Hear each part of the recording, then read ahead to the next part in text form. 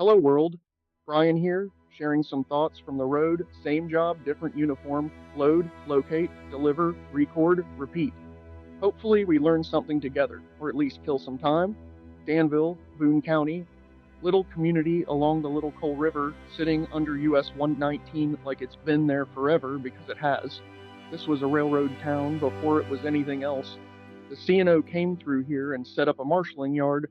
That's where they assembled the loaded coal cars from all the feeder lines coming down out of the mountains and organized them into trains long enough to make the run to St. Albans and on to Newport News. Local history will tell you that at one point more coal crossed through here than anywhere else on the planet. I saw a photograph at the WV Cultural Center with that claim right on it. Heard it from people whose families worked these lines.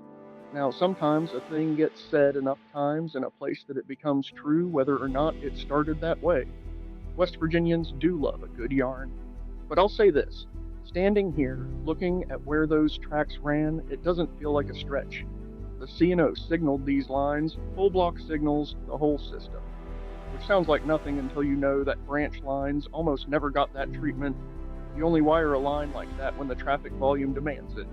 Whatever the tonnage number was, it was enough to justify the infrastructure. The coal's mostly gone now, the marshaling yard's mostly gone. What's left is this, a quiet stretch of 119 following the river, and if you know what you're looking at, you can still see the shape of what it was. I make my living moving things too, different scale, different era, a Walmart order instead of 100 loaded coal cars, but there's a line from those C&O brakemen to a spark driver that's straighter than you'd think. Somebody's always got to move the goods, somebody's always on the road. Thank you for riding with me. We are in this together. Keep going.